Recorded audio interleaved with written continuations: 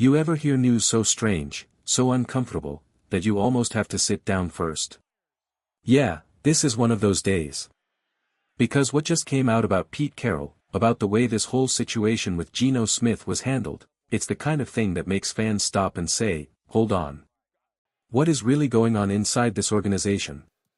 See, the presser was supposed to clear things up. Instead, it left more questions, big ones. And before we go any deeper, let me say this clearly, yesterday was chaotic for me, unexpected, and honestly a little scary. But every single message, every single check-in, that meant the world to me. People talk about football family, some of you live it, and I appreciate that more than you know. Now let's get into the real story. The Pete Carroll press conference was supposed to be a reset button. But somehow, out of all the topics, not one real question about Geno Smith made it through. Not one. And trust me, I asked around. I checked with people. And the answer I heard back was the part that's going to bother a lot of fans. Reporters weren't just avoiding Geno-related questions. Some of them were apparently not allowed to ask them at all. And one person even told me the questions were being screened before the presser began. Screened.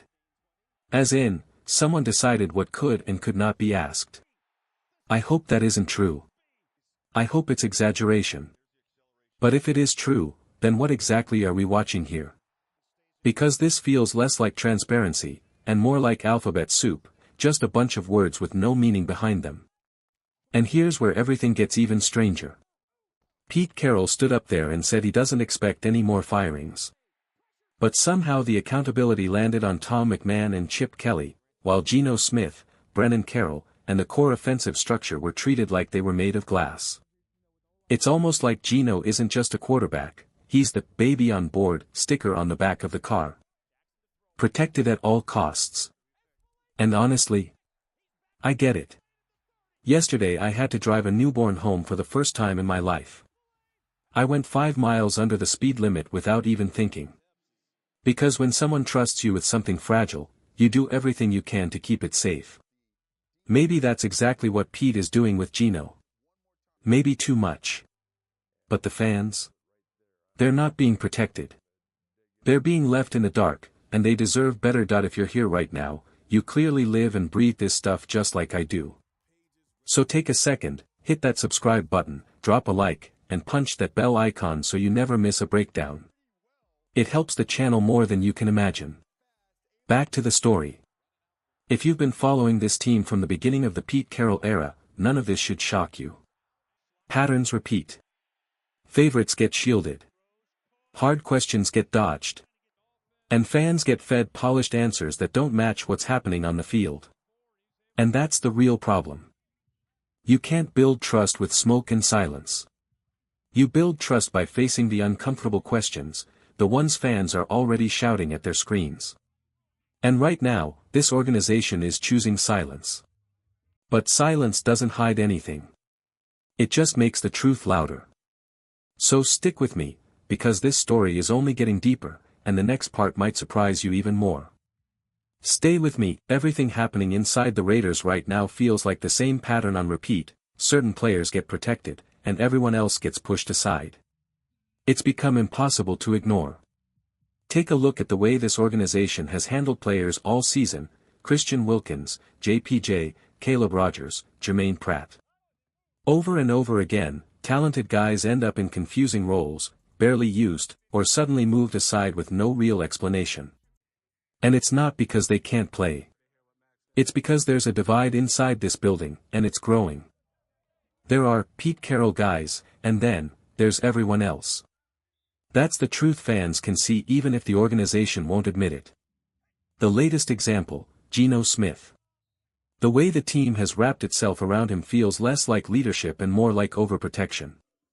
And the moment fans questioned it, the Raiders responded with a so-called statement they practically hid from the public.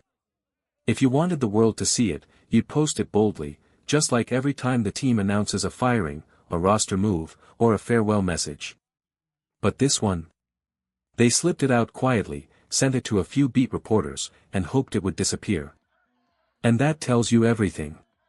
Because the statement itself felt like it came from people who don't even understand Raider Nation. Calling the fan base, the Raider Nation, like it's a corporate slogan, instead of living and breathing silver and black the way real fans do. It was hollow, disconnected, and completely out of touch with what this fanbase stands for. Meanwhile Geno keeps acting like he's untouchable, and honestly, who can blame him? When a player knows the organization will shield him from every consequence, that player starts acting like rules don't apply to him. That's exactly what we're seeing. And the gesture he made toward fans? Raiders fans deserve accountability, not excuses. If the team really took this seriously, really wanted to prove that statement meant something, they'd hold him accountable the way Raider Nation expects. Not with soft words or hidden apologies. With action. Bench him. Sit him down. Make it clear that the shield matters more than anyone's ego. That's what commitment to excellence looks like. And right now, this organization isn't showing it. Every time I think the situation inside this organization can't get more embarrassing, the Raiders find a new way to prove me wrong. What happened with Geno Smith these past few days isn't just about one bad moment or one ugly gesture, this is a pattern, and it's become impossible for Raider Nation to ignore. Some people outside the fanbase are calling Raider fans soft for demanding accountability. Soft? If standing up for the shield makes us soft, then call the entire nation soft, because no real Raiders fan is going to sit quietly while a player disrespects the people who show up, pay the prices, live and breathe silver and black every single week. This isn't about one middle finger. This isn't about one outburst. This is about Geno crossing the line over and over again and the organization acting like it never happened. And the worst part? The Raiders' so-called statement was treated like a dirty little secret. A message tucked away where no one would see it, almost like they were embarrassed to admit it even existed. Real statements get posted boldly, proudly, publicly. This wasn't that. This was damage control behind a closed door. If the team truly believed in that message, they would have shown it to the world. But they hid it, just like they've been hiding Geno from any actual consequences. Every day now, literally every single day, the Pete Carroll Raiders act like there are two sets of rules, one for the chosen few, and one for everybody else. It's exhausting. It's insulting. And it's everything this franchise was never supposed to be. And here's what breaks my heart the most, Mark Davis should not have to watch this kind of chaos unfold in his building. Al would have ended this nonsense instantly. Mark shouldn't have to tolerate it either. And this is the line for me, if Geno Smith isn't disciplined, real discipline, not soft words, then Pete Carroll has completely lost the locker room, the fanbase, and the identity of this team. And if Geno trots out there this week like nothing happened, I'm done with Pete Carroll. Flat out done. There's no justification left. No excuse left. No illusion left. Because it's obvious now, Pete cares more about protecting his guys than protecting the Raiders. And that's the core problem with this entire regime. I'll tell you this much, there's more coming. A beat reporter said something recently that took this situation from frustrating to flat-out infuriating, and I'm going to break that down next. And on top of that, there are things I've heard about Geno that this fanbase deserves to know. Stick around, because what comes next might change how you view this team entirely. Before we get into anything else, let's be real, the Raiders situation has reached a point where even the people covering this team are starting to crack.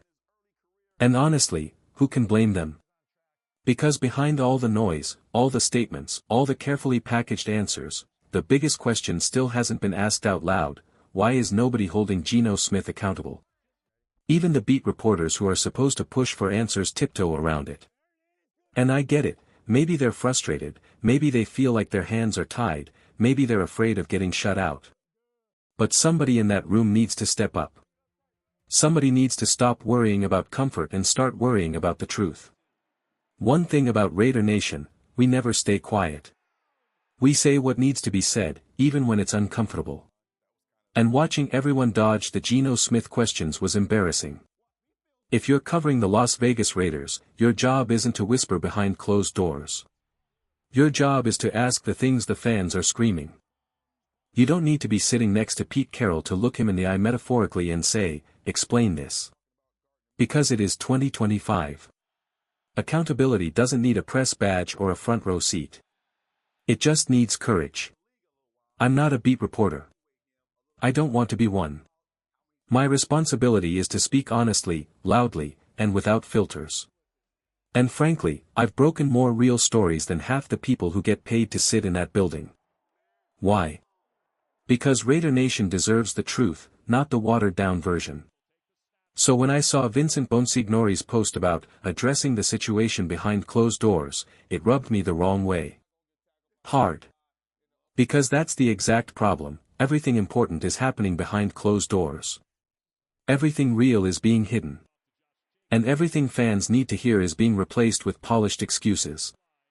The statement the team floated out earlier wasn't an apology, wasn't accountability, wasn't leadership. It was a press release with no soul.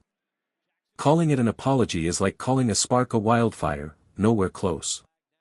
If Pete Carroll truly wanted to answer for this mess, he'd face the heat publicly. He'd stand at that podium and explain why Geno Smith gets treated like royalty while the franchise crumbles around him. And let's not pretend Pete doesn't know what the job pays. $16 million a year isn't just for drawing up plays, it's for standing tall when things fall apart. It's for facing the fire instead of hiding from it. It's for respecting the fans who make this entire league possible. Right now, what's happening in Allegiant Stadium isn't football. It's chaos. It's comedy. It's a full-blown circus where the clowns are outnumbering the leaders. And the saddest part? At this moment, the Las Vegas Raiders might be the worst-run football team in the entire NFL. Let's make one thing clear before anything else, the Raiders don't need polite questions. They don't need softballs. They don't need another quiet press room pretending nothing is wrong. They need people with enough backbone to speak up when something is off. And yesterday proved something ugly. Nobody in that room was willing to challenge the one player who absolutely needed to be held accountable. How does an entire group of reporters walk away without asking a single question about Geno Smith's behavior? Not one. Not even a hint. That silence said everything. And the wild part? A random fan on social media showed more common sense than the people sitting 20 feet from the problem. When regular supporters start analyzing the team with more clarity and courage than the professionals covering it, you know the organization has slipped into dangerous territory. Because the questions everyone is avoiding are basic: why was Geno allowed to taunt fans? Why is flipping off Raider Nation tolerated? Why is he allowed to carry himself like rules don't apply to him? And why does leadership pretend nothing happened? It makes zero sense. Other players get benched for far less. Yet Geno, he gets treated like he's untouchable. And then someone had the nerve to put Geno Smith and Max Crosby in the same sentence when talking about leadership. No. Absolutely not. Those two men don't belong in the same universe when it comes to character, accountability, or the willingness to fight for this franchise. Max bleeds silver and black. Geno acts like the moment anything goes wrong, the world owes him something. That's the difference. This isn't frustration turning into fire, the kind Max and Roberts show on the sideline when the game spirals. That kind of anger pushes teammates. That kind of fire shows pride. What Geno has shown is the opposite. The helmet throws. The yelling at fans. The refusal to own up to mistakes. The moments where he distances himself from his own teammates instead of stepping into the role he was brought here to fill. Those aren't leadership traits. Those are red flags. And Raider Nation sees it. Every ugly moment. Every sideline tantrum. Every time he chooses ego over unity. People send the footage because they're tired of being disrespected. Tired of being insulted by a quarterback who should be trying to rally the locker room, not acting like a teenager who didn't get the car keys.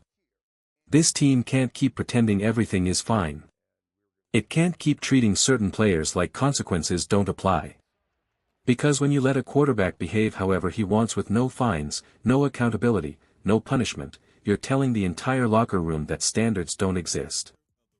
If Geno Smith cares as much as he claims, if he really wants to lead this team, then he needs to stand at that podium and actually say the words, "I'm sorry. It won't happen again." No deflection. No excuses. No blaming others. Until that happens, one thing is painfully clear: Geno Smith isn't showing Raider Nation respect. And Raider Nation will never respect a quarterback who treats them like they don't matter. I've covered this franchise through some dark stretches, but I don't think I've ever felt this level of exhaustion, anger, and disbelief all at once. Because right now, the Raiders are pouring time, money, and loyalty into a quarterback who turns around and gives Raider Nation nothing but disrespect in return. And if some people want to accept that, they can. But I won't. Not when the face of this offense has made mocking the fans a habit. The truth is simple: Geno Smith keeps crossing lines that no leader of the Las Vegas Raiders should ever come close to. He lashes out. He alienates the very people who fill the stadium. He acts as if criticism is beneath him. And every single time, the staff shields him like he's untouchable. Meanwhile, the locker room burns. I'm not going to scream. I'm not going to throw my headset. Not today. Because I'm supposed to take it easy this week. I had a health scare, I ended up in the hospital, and I've been told to slow down. But even sitting here, even trying to stay calm, one thing is crystal clear: this team has lost its grip on accountability. And that's why fans are furious. That's why the city is tired. That's why every small incident with Geno becomes a bigger problem, because none of it ever gets corrected. Flip off rival fans, nothing. Flip off Raider fans, still nothing. Sideline meltdowns, nothing. Finger pointing, nothing. He has become the symbol of a franchise that refuses to police itself. And the worst part? If Pete Carroll stays, Geno stays. If Pete goes, it'll be because he protected Geno for too long. Either way, that pairing is dragging this franchise into the ground. You can feel it in the locker room. You can feel it in the fanbase. You can feel it in the stadium. People are done watching a quarterback behave like a kid having a tantrum in the aisle of a grocery store while the head coach pretends it's normal. Vegas deserves better. The players deserve better. The fans deserve a hell of a lot better. So here's where I stand: calm, tired, but honest. If the team refuses to hold Geno Smith accountable this week, no fine, no suspension, no benching, then the problem isn't just the quarterback. The problem is the person protecting him. At that point, removing Pete Carroll becomes a necessity, not a conversation. Because you can't lead grown men while enabling childish behavior. And you can't rebuild the Raiders while defending the very attitude that's poisoning the culture. This fanbase will ride through storms. They'll bleed silver and black through losing streaks, rebuilds, heartbreaks. But they will never accept a leader who disrespects them. And that's exactly what's happening. The Raiders have a decision to make: finally enforce standards, or let this chaos keep eating the season alive from the inside. Because the longer Geno is allowed to treat the fans and the organization like this, the more obvious it becomes that the true issue isn't one player. It's the leadership that refuses to stop him. Raider Nation deserves a team that respects them. And until that changes, the noise you're hearing from this fan base won't quiet down. It's only going to get louder.